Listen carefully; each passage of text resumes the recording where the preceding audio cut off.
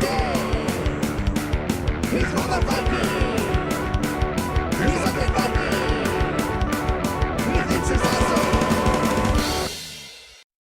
everyone, this is me, the Undead Viking, and this is Dimes. Now, Dimes is a party game or recreational game for 3 or more players. And by or more, I mean you could theoretically play this game with 10, 15 people if you wanted to. Now, obviously, when you get to that amount of people, maybe the game would lose some of the focus that it has. But I did play this game with 8 people, and we had a lot of fun with it. Now, what this game is that you're going to be presenting, one person is going to be presenting everybody else sitting at the table with a question, a very simple question, a very like this or that question. And then they're going to be trying to deduce what they know of the people that are around them with like what they think they're going to answer. And then if they get things right, then they're going to be able to score some points, and then you'll just keep playing and have great conversations and some laughs and some fun, just to kind of like have this being not so much the focus of the evening, but also just like something that implements conversation and an enjoyable atmosphere for everybody. So let me show you how the game is played. It's really, really simple, and then we'll come back here and I'll give you my final thoughts about Dimes.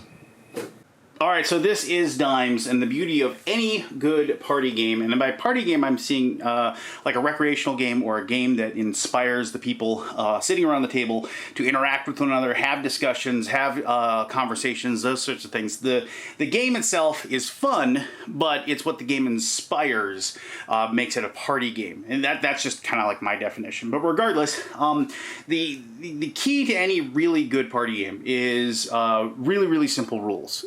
So like literally you can take out this box, you can take out all these coins, you can take out all of these cards, and you can teach everybody at the table how to play it in about 2 minutes. So each person will get a coin, and if you don't have these coins, obviously you can just use any coins you have, hence the reason why it's called Dimes. You can see that like, this has a tail and it has a head, and that is important because what's going to happen is that you're just going to shuffle up these giant decks of these cards.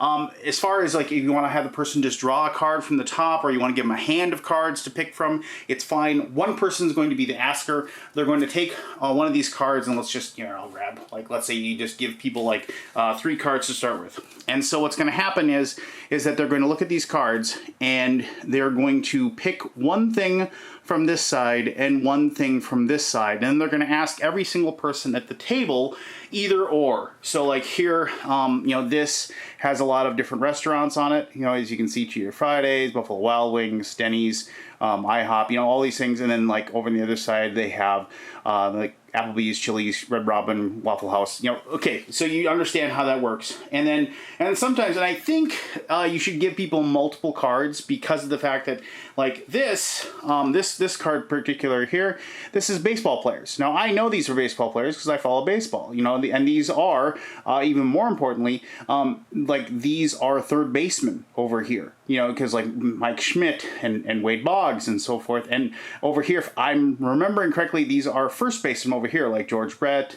Well, actually, David Wright, I think, played third base. Maybe this is all third baseman. Well, you know, one of the things about playing on the corners, they're either side. But regardless, and see, that's a conversation that could be started, you know, just about all these different baseball players. And the thing is that if more than one person follows baseball, you can talk about stories like about George Brett and like the year he batted .390, or like the one year Wade Boggs hit like 25 home runs out of nowhere, but then went back to hitting like 4 or 5, and that was like 87 when everybody was hitting home runs. But regardless, that's just a bit of trivia or whatever. So what will happen is you will take a look at these cards, and you will say like TGI Fridays or Chili's, and you'll ask that question. And each person that's sitting at the table has to go ahead and think of the answer in their head.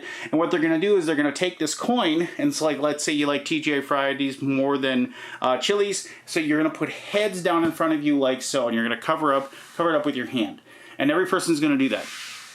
Then the person who asks the question is going to point to each person, and they're going to guess what they think their answer is. Depending upon how many people are playing, there's a certain level of correct answers you have to have. The game says 60% of the people, so a little more than half, but you can adjust that to whatever you like.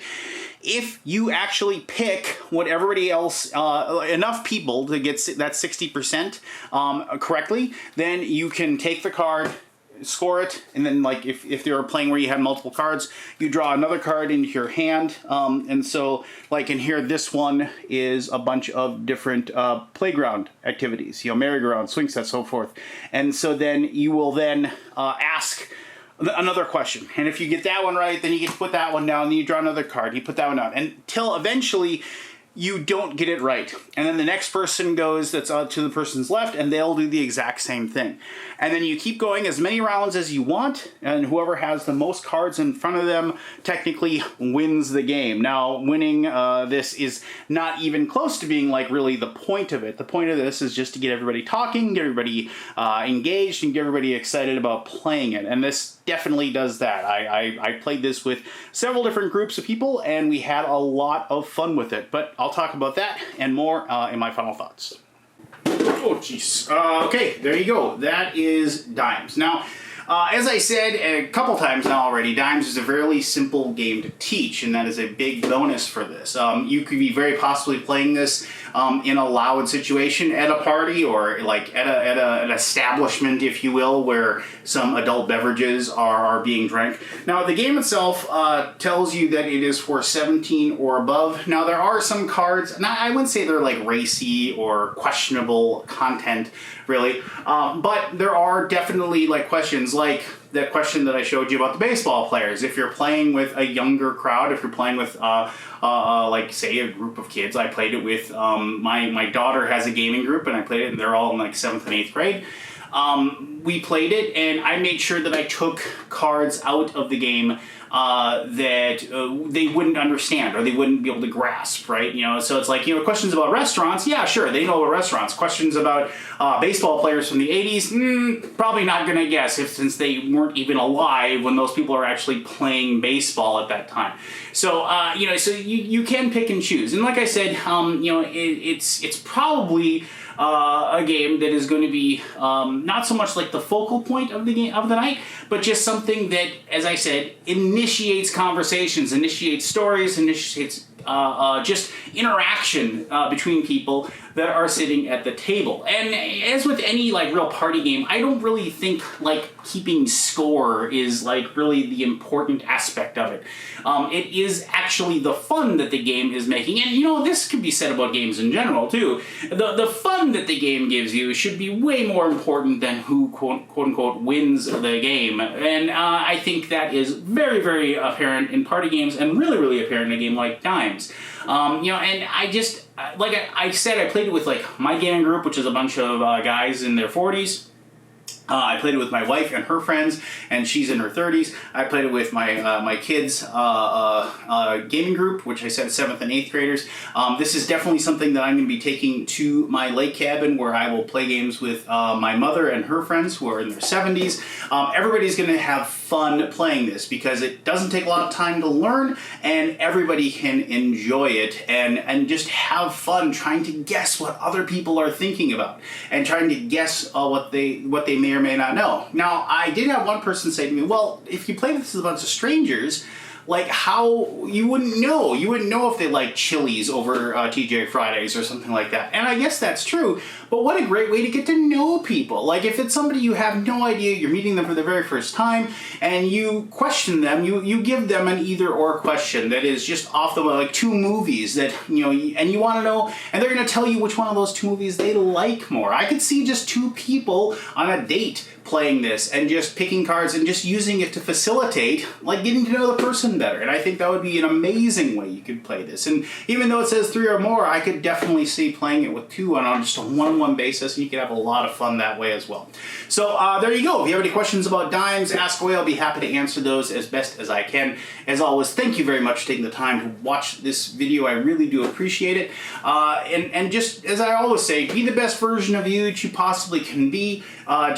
The more love you give the universe, I guarantee you, the more love the universe is going to give back. Until next time, I'm the Viking. You're awesome. Take care.